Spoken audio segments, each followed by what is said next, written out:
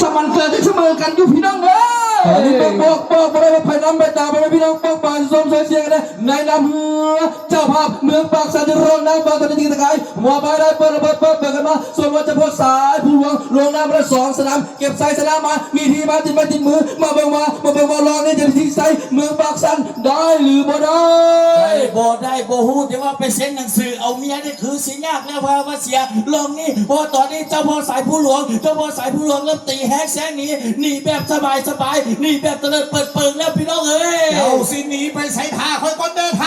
เพราะว่าตอนนี้ทางเจ้าเมืองยังเมืองอยู่ตอนนี้ยังบดเบียดเสียดสีจี้ขึ้นมาอยู่แต่ว่าเจ้าพ่อสายผู้หลวงนายไทยบ่ได้นอนหรือบ่เป๋ไปเป๋มา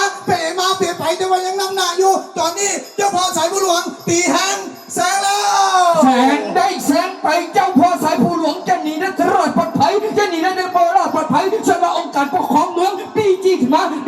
จะมดหรือบ่มดถ้าบ่มดกันยังคบในผายบ่ลงแล้วตอนนี้มาเมืองปากสันจะนำทันหรือบ่ทันบริหารดึงสโตกยกกันยาวๆกันขึ้นมาสักที1 1 2ในน้ำเมืองปากสันลงน้ำปังแต่เบิ่งตามสายตาตอนนี้เจ้าพ่อสายผู้หลวงตีให้แสงออกม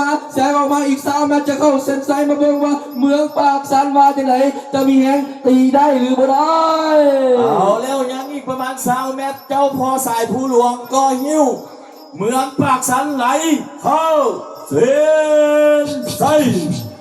เรียบร้อยเจ้าเบิ่งไว้เด้อผู้ใดยังบ่ได้เมียนะ